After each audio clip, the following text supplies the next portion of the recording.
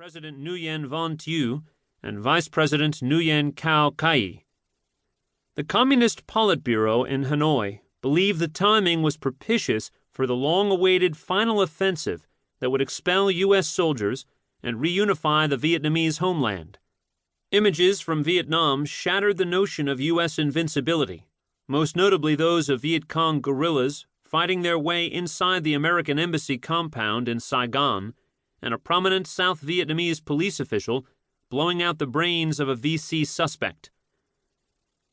Reportage from Vietnam dramatically altered the American political landscape, with President Johnson weakened and practitioners of a new politics threatening his hold on the White House.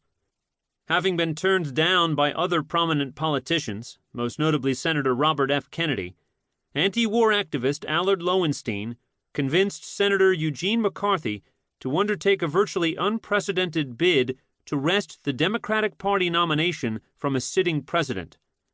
Tet enabled McCarthy to make an unexpectedly strong showing in the New Hampshire primary, where he came close to pulling in more votes than Johnson, while capturing 20 of 24 delegates to the national convention. Shortly following McCarthy's promising finish, RFK, the former Attorney General and the slain president's younger brother, entered the race, to the chagrin of many young people who were considered part of a children's crusade for McCarthy. Others were enthused, and Kennedy drew large, impassioned crowds, seemingly possessing the ability to harvest support from various sides of the political spectrum and across racial divides. President Johnson, particularly stung by the entrance into the political race of Senator Kennedy, whom he despised and who disliked him every bit as much in return, delivered a nationwide television address in which he discussed opening peace talks and announced his decision not to seek re-election.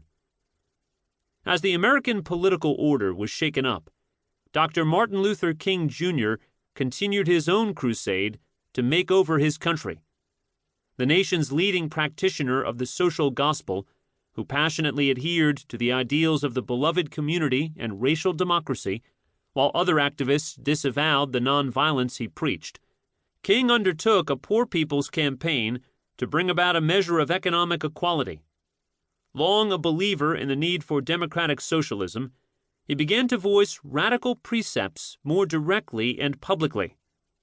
Considering the Vietnam War an abomination that prevented a genuine war on poverty at home, King also became one of the most eloquent spokespeople condemning the horrors being inflicted on a small Southeast Asian land. To the dismay of the Johnson administration, he added his name to the ranks of those openly criticizing U.S. engagement, particularly lauding the young men who made up the resistance. While displaying more radical stances, King suffered criticism from within the establishment and the movement alike, along with constant death threats. In the final several weeks of his life, he gave voice to premonitions about his impending demise, while refusing to temper his radical, even revolutionary messages. The idea of revolution, and of revolution requiring violence, proved more and more appealing, not simply to young, disaffected Americans, but to politically engaged youth around the globe. Revolution, or at least the idea of it, took hold in the United States, Western Europe, Japan, Latin America, Southeast Asia, the Middle East, and the Soviet bloc, especially Czechoslovakia. The recently slain Argentine physician turned revolutionary Ernesto Che Guevara provided a role model for many, particularly as the Central Intelligence Agency, CIA, much reviled on the left, was blamed for his death. Other inspirations appeared in the prolonged Vietnamese struggle for national liberation, the hope spawned in Prague to meld socialism and democracy, the example seemingly offered by the Chinese Cultural Revolution, and the antics of anarchists ranging from the Yippies in America to the Dutch provosts.